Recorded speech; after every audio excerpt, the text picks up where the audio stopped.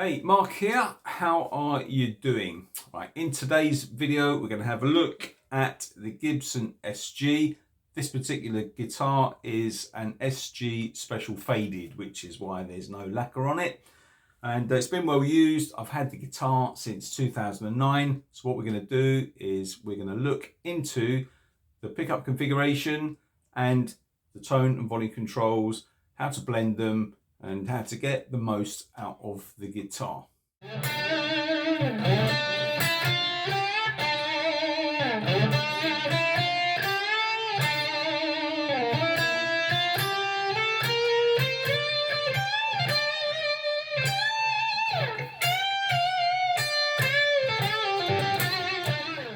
Now, if you're a subscriber to my channel, you might have seen a long time ago now, quite a few years ago, I put up a video about the tone basics of the Les Paul, which obviously has the same configuration. Now, that video seems to have done really well. I think at this point it's had over 200,000 views.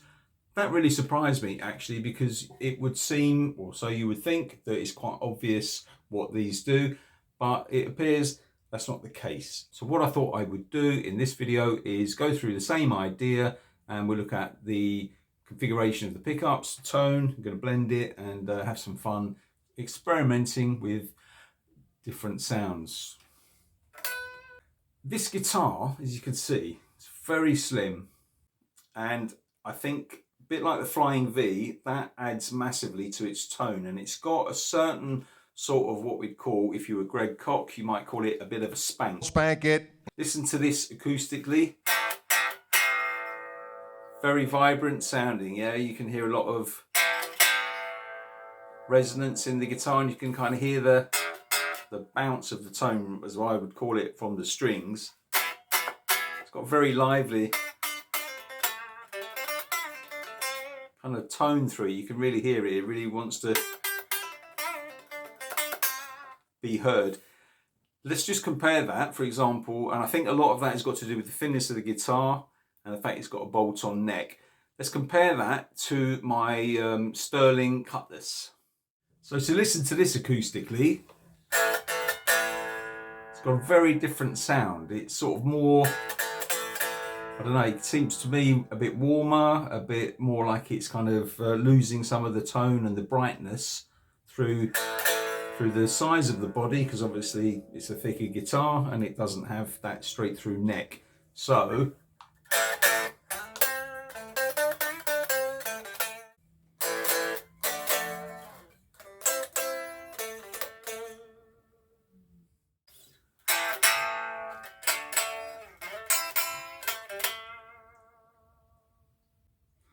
it's got like a spankier kind of tone. I don't know how else you'd describe these things, really.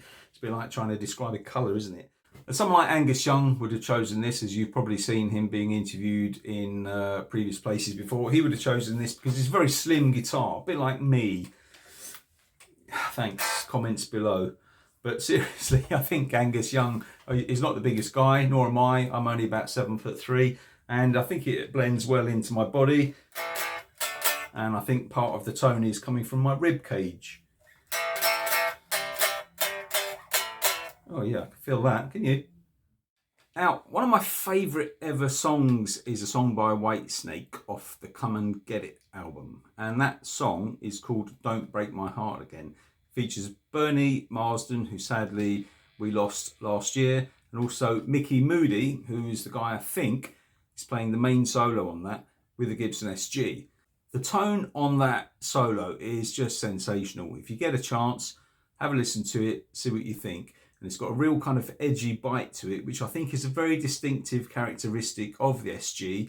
And that's why it is chosen by a lot of players, because it does cut through a bit more than, say, a Les Paul, which has got a darker sound, probably due to the denser body. There's a few key moments in that solo where you really, really hear the tone. I think like there's a bit in the middle, it kind of goes, I do remember it, vaguely. It kind of goes a bit like, it's something like that. It's not note for note, but it's the fact that you can hear that. You know, the way that sound comes through, and then there's a bit higher up.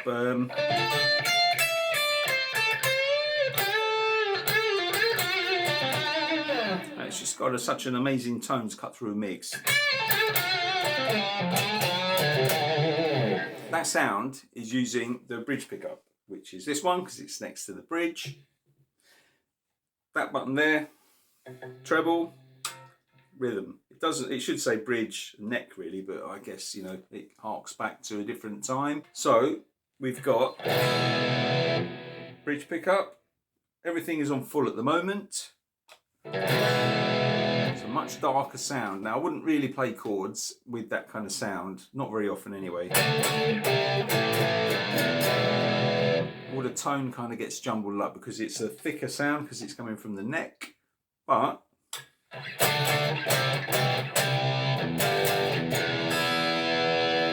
on the bridge pickup it cuts through nice and clearly.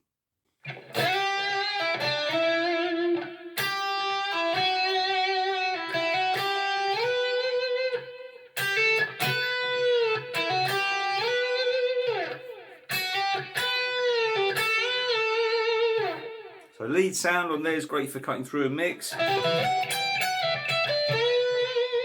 We play the same kind of idea with the bridge with the neck pickup.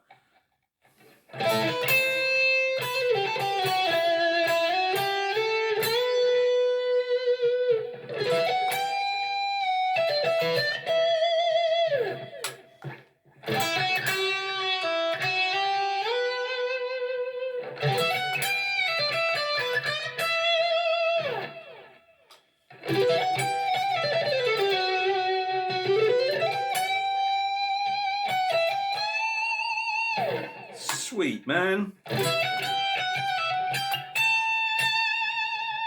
So the treble obviously cuts through a lot higher. So I've got that on the bridge pickup. I'm going to roll the treble right off.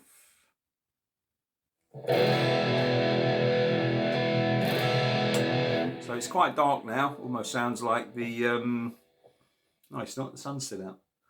It almost sounds like the neck pickup. Roll that up a bit.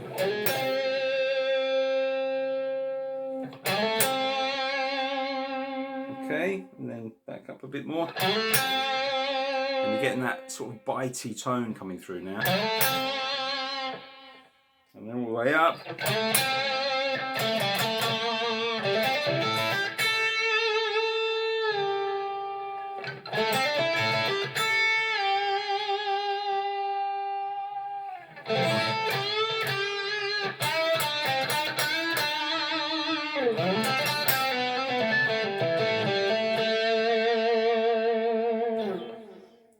Now I'm going to go over to the neck pickup. I'm going to wind that all the way off.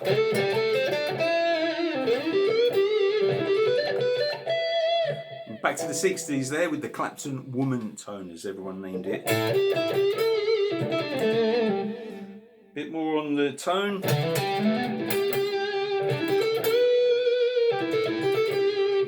little bit more. So you can see it's quite a drastic change there. It's showing me it's on about 5 or 6. If I roll it back, say let's go to 3 where it was.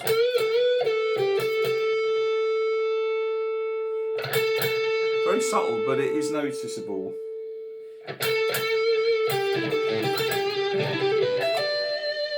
And then full up.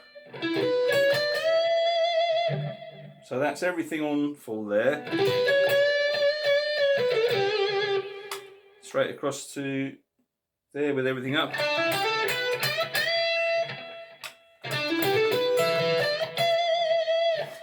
Now, one thing about the SG, and this seems to be a thing the way Gibson have got them wired, if you've got both pickups on, obviously you get a blend of both and you can dial that in. That's both pickups there. That's the bridge. That's the neck.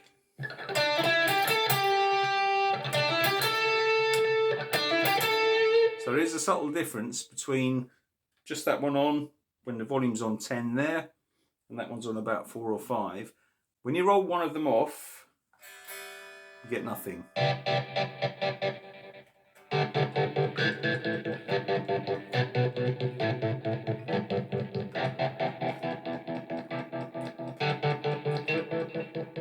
of fun there with the thing. I'm sure you've heard that effect used in a few songs.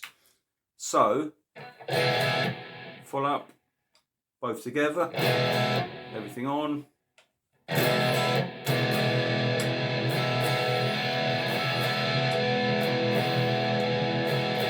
So the difference between the neck and then both together, I think, is a bit more subtle, as opposed to full-on bridge pickup.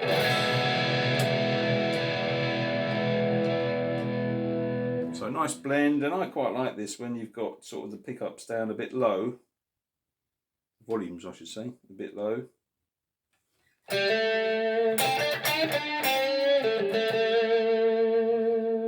You get quite a nice tone out of it.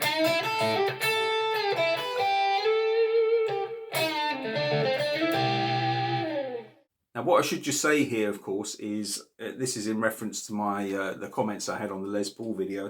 There's no right or wrong, you know, you can't really, you know, get a tone that's wrong. It's just whether you like it or not, and whether it suits the song or the genre, or whether it cuts through in the mix if that's what you're trying to do, or blends in the mix if that's what you're trying to do. So it's just about experimenting and have a bit of fun with these.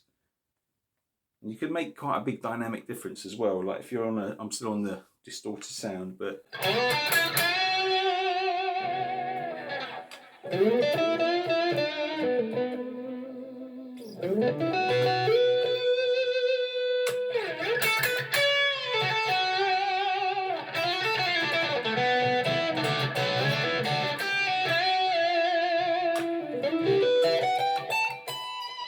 yeah, and that's just playing around with the pickups.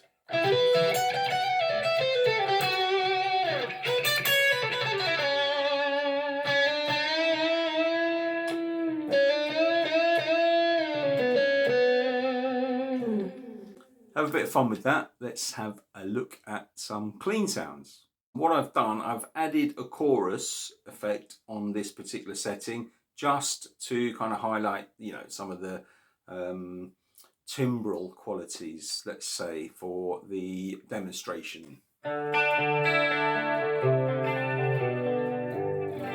Just to add a bit of texture to the sound rather than just, but I'll take that off in a sec, don't worry. That was on the bridge. This is middle.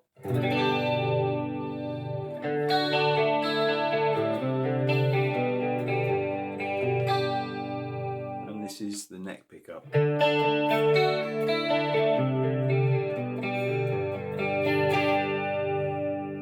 So everything on the guitar is on full, all the volumes are on full.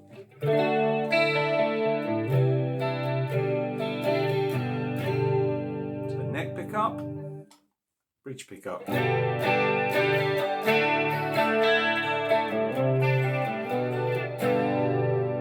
they're both together.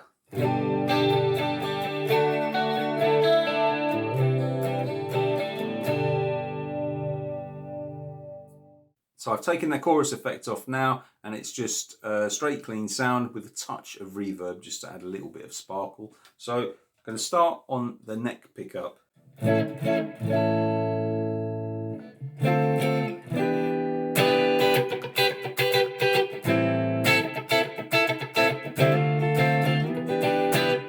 do that with both pickups.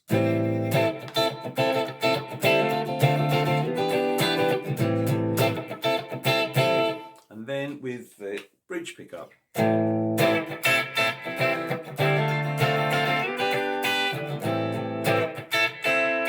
So like we said before, they all sound pretty good. It just depends what context you're using them in, really. So whatever suits. Let's try it with the tone rolled right off on the bridge. A very dark woody sound, isn't it? Let's roll it up to about 4.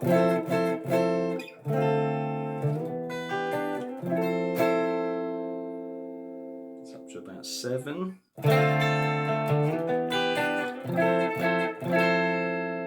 Then full up.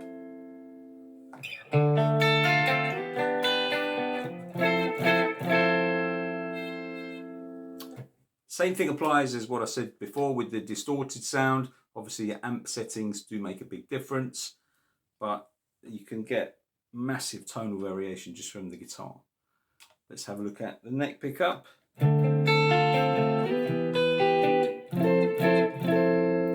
as you'd expect, it's a lot warmer, but let's roll that right down. Almost sounds like someone playing sort of inside a club when you're stood outside, doesn't it? That kind of sound. Turn it up to about 3. Okay, coming through a little bit. Up to about 6 now. And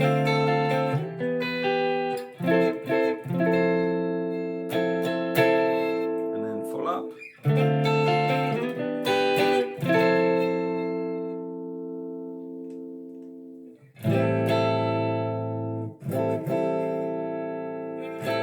So if I put them both together, this is where the fun starts really, because the possibilities here are literally endless, because you could try that down to there, 5, that down to 5, that down to 6, that's on full.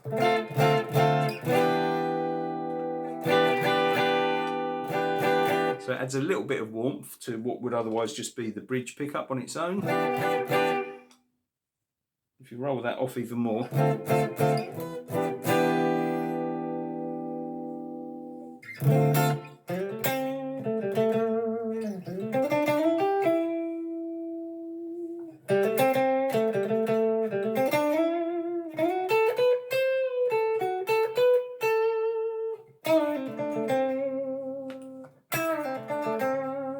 so that's on full, that's on about half. I'll put the neck pickup on the same. So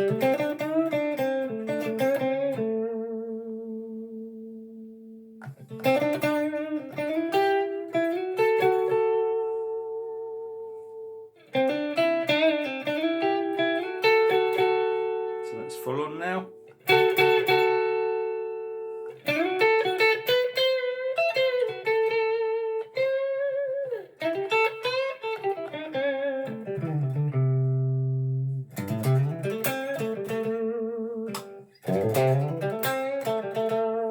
So they're about the same, both full, both on about 5. I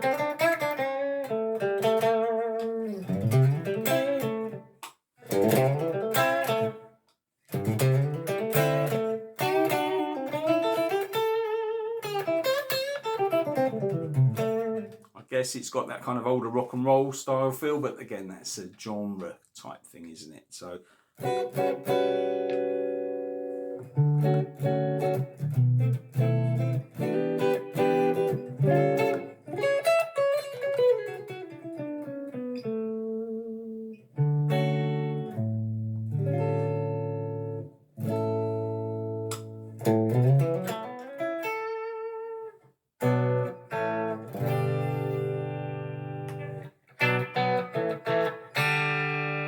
when that's full, both those, that really kind of bites through there. Let's try it on the neck.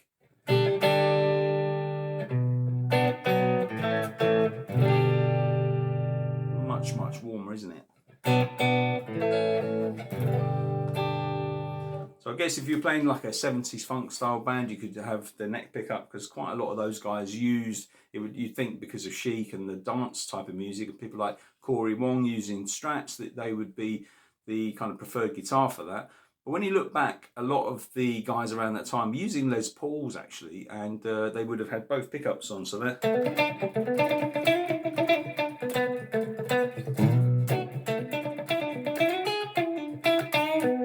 That kind of sound would have come through quite a lot in stuff like Earth, Wind and Fire type of music and all those kind of bands from that era.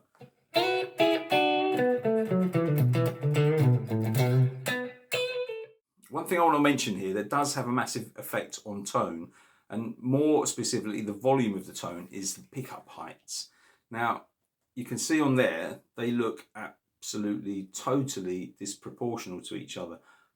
But if you look at them in reference to the strings, it's the string height difference which we're trying to match up there. So it doesn't matter so much that that one's poking out of the body so far, because the way that the body's offset to the neck and the string height and everything. If you notice, it's got an upward slant this way towards the saddle there. Sometimes I wrap over the top on them just to sort of have a bit of a different sound, but it can affect the string tension, so that's another thing to experiment with. But the string height there, obviously if that's wound right up, that will be really near the strings and it'll affect the resonance, and you also get a mismatch on the volume. So subtle things like that can make a massive difference. So that's it. I hope you've enjoyed this video rundown over some of the tones you get out of the SG. And make sure you check out some of the top SG players, like I mentioned earlier. And other ones you've got, of course, Tony Iommi from Black Sabbath. Who could forget him? You've got Frank Zappa, Derek Trucks, great slide player. And of course, don't forget Mr. Schneebly from School of Rock. All right, check that out. I hope you enjoyed this video, a bit of fun, and any comments, always just, stick them in the comments below. I always get back to everyone. Thanks for watching. You take care. All the best.